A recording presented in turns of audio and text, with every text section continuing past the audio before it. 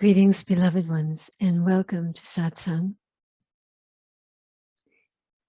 On this Christmas day after, I would like to continue talking with you about some of the themes that may have come up in your own heart or mind, or with others, or if you were here for our Christmas Day celebration, you would have heard me speak about this yesterday.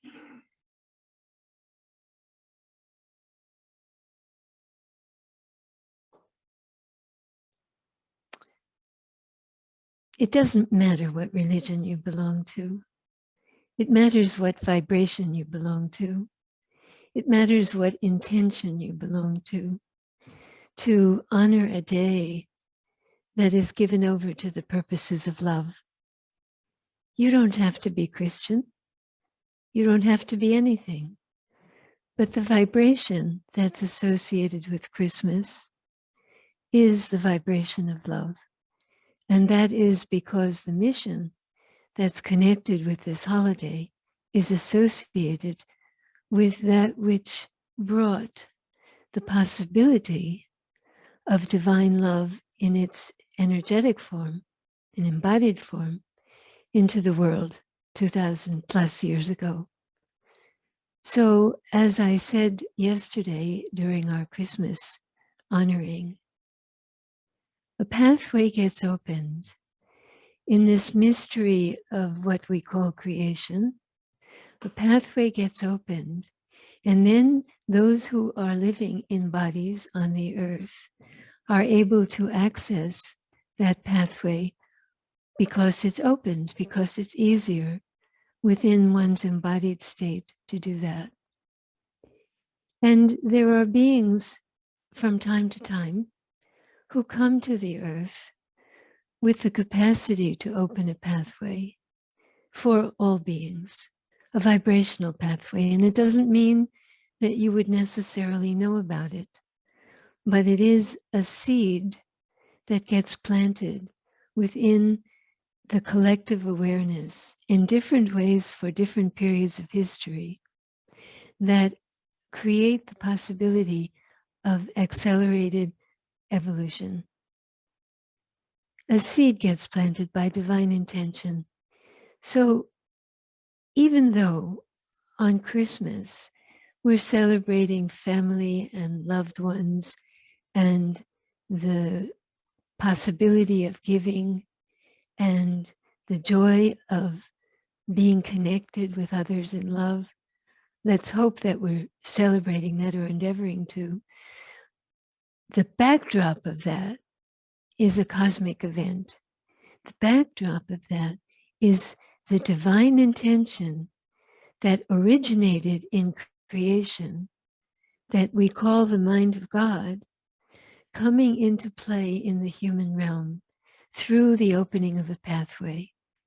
That's the miracle of Christmas, and that was in our historical memory the mystery of incarnation, that a pathway could open into an embodiment, an embodied state, and that would happen through divine intention. So some of you are in doubt about the miraculous as it concerns yourself. Maybe you believe it's possible for somebody else, or maybe you believe it's not possible at all, and still you can celebrate Christmas, and that's good. Any celebration of the purposes of love is good. But it's much more expansive in terms of realizing what is humanity capable of, to understand that the miraculous can become real. It's much more expansive to think that something miraculous can happen in your life with you from the divine inside of you that can produce something that was completely unexpected. Or the divine, let's say in a collective event, can do that. So the backdrop of Christmas is the miraculous event of the descent of grace and the expression of the vibration of divine love that was able to embody sufficiently so that that current of vibration could emanate into collective awareness. And it didn't matter what religion you belonged to, because vibration like rain or like sunshine, it shines on everybody. It doesn't just shine on a particular group of people. The sun isn't particular about who it shines upon. Vibration in a divine sense is like that. It comes to the earth as a blessing for all people. So I brought that to your attention yesterday because I wanted to let you know what we're celebrating today. Today, we're celebrating the Christmas of the Mother. Yesterday, we were celebrating the Christmas of the Father, the descent of grace, the divine becoming embodied through a descent into embodiment, or into the earth, you could say. Today, we celebrate the ascent of matter, the earth ascending into the higher vibrations of, you could say, heaven, or you could say the realms of light, or you could just say light.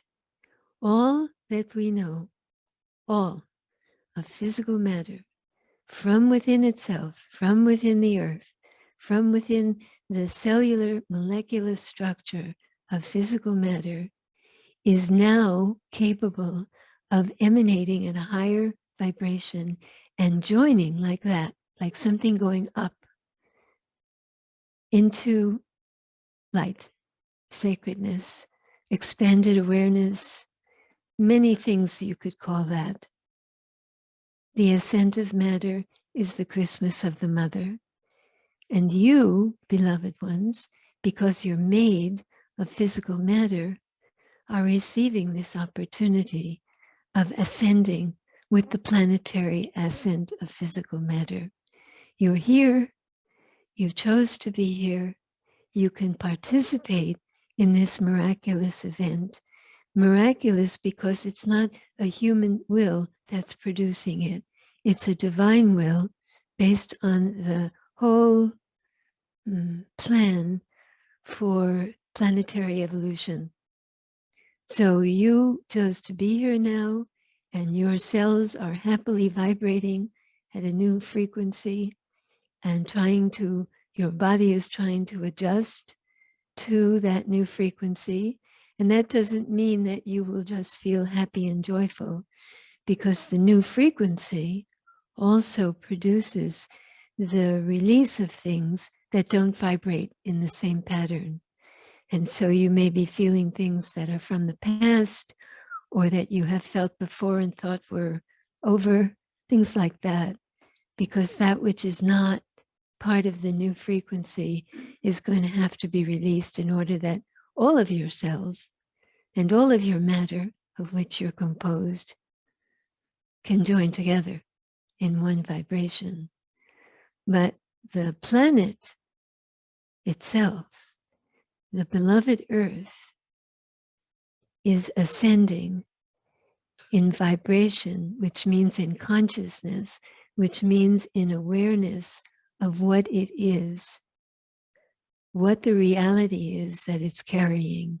And along with that, every person on the planet, and actually every being, is moving in an evolutionary step forward, whether they know it or not, whether they believe it or not, whether they think about it or not. And it is nothing to do with religion. It has to do with creation that affects all people, from before time into time, from before matter into matter. It's a divine imperative, the ascent of matter. The good thing about this is that you have the opportunity to see it and to become it, because your own choice, your own desire has a great deal to do with how easily, smoothly, and quickly you can perceive changes that are taking place in yourself or others.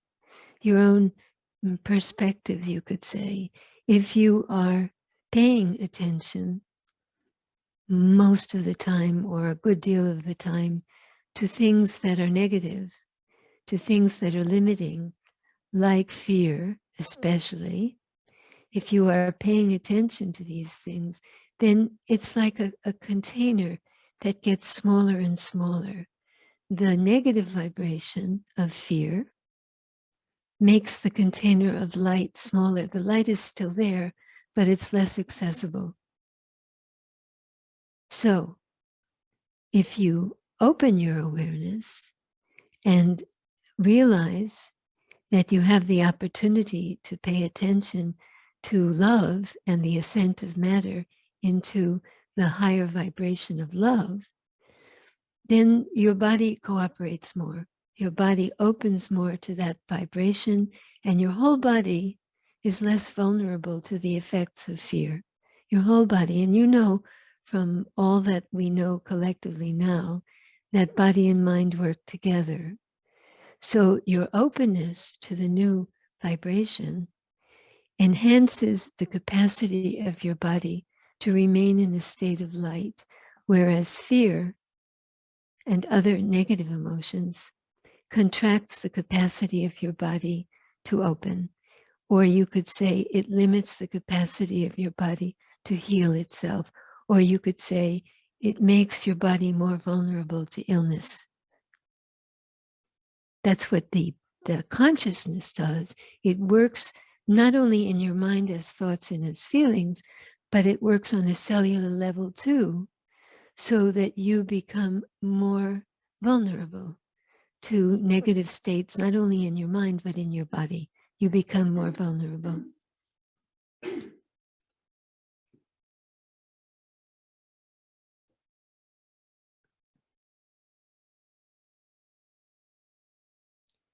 Well, beloved ones, this is a reason. All of what I've just shared with you is a reason to make a concerted effort at this time to be in the vibration of love and to see where you are with understanding this planetary shift that's going on. You may not feel that it's real. Well, feeling, what is a feeling? Maybe you hope that it's real and don't feel that it's real, but you hope it's real. Maybe you would like to believe that it's true. Okay, then be at that place, but be open to possibility. Be open to it, and especially be open to it in yourself. Because if you fasten on the past, and if you fasten on limitations of the past, and if you fasten on limitations of our present global landscape, then your body is going to correspond to that limitation. Then you will be closing down the possibility of greater light, which is part of the ascension process, from affecting you on multiple levels. It's not only your thought, it's your cells itself or themselves that can be affected. I spoke a few minutes ago about the divine current that can enter three-dimensional reality through divine intention. You are participating in that divine current. And so your body is taking it in, the planetary body is taking it in, your body is transforming, whether you think something or don't think something about it. But you may feel the results of it without attributing the results to the cause. As I said a few minutes ago, when the energy changes in you, when a new way of being is coming into being, then there can be an upsurge of things that don't resemble that new way. There can be a releasing of what we call stuff, emotional stuff. There can be a releasing of that because that's part of the function of light, to unearth and allow what is unlike itself to be released. So if you find yourself in that predicament now, you can also know that underneath that, there's more light entering your body, and there's more producing that which is unlike itself. And you could know that you are taking part in the ascension process. And you can ponder this great and beautiful mystery of creation, which is so extraordinary. We don't know this yet, but we will know this, that creation didn't happen then. It is not just the Big Bang. That is not what it is. Creation is an ongoing process. And so what could be more miraculous than that? Creation is not just when time and space came into being. It is that. But it's when the mind or the consciousness that produced everything evolves to the next step of its own intentional evolution. That consciousness, which was there in the beginning, is evolving through us, through physical matter, into the next step of its own being. And so creation is ongoing. Don't you think that's worthy of celebration? That creation is ongoing?